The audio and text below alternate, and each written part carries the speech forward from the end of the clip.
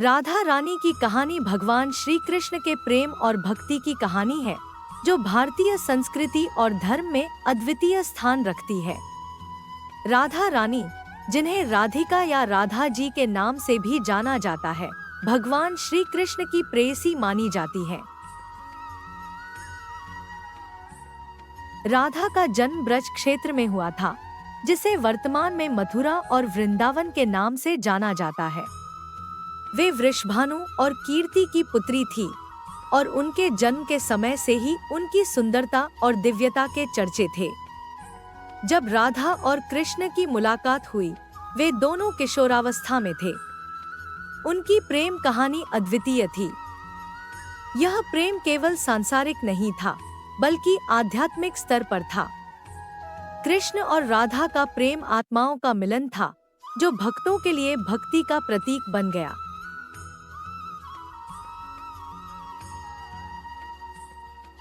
राधा का जन्म ब्रज क्षेत्र में हुआ था, जिसे वर्तमान में मथुरा और वृंदावन के नाम से जाना जाता है।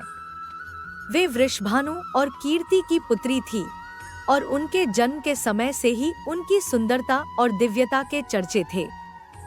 जब राधा और कृष्ण की मुलाकात हुई, वे दोनों किशोरावस्था में थे। उनकी प्रेम कहानी अद्वितीय थी। यह प्रेम केवल सांसारिक नहीं था, बल्कि आध्यात्मिक स्तर पर था।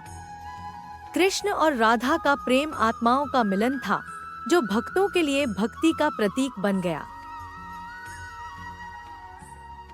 राधा कृष्ण का प्रेम अनंत और अनमोल है, जो आज भी लाखों लोगों के दिलों में बसता है।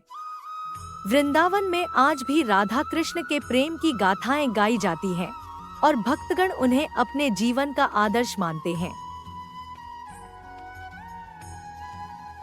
राधा रानी की कहानी केवल एक प्रेम कहानी नहीं है, बल्कि यह भक्ति, समर्पण और दिव्यता का प्रतीक है।